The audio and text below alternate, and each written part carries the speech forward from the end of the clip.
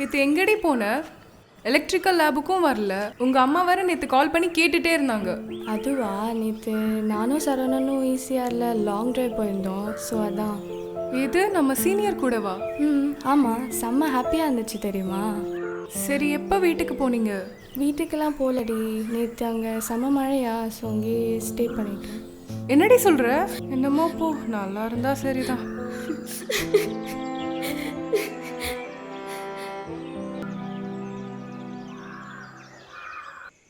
Evening meet பண்ணலான்னு சொல்லியிருந்தேன்ல, ஏன் வரல? நேத்தெல்லாம் நீங்கள் வரவே இல்லை.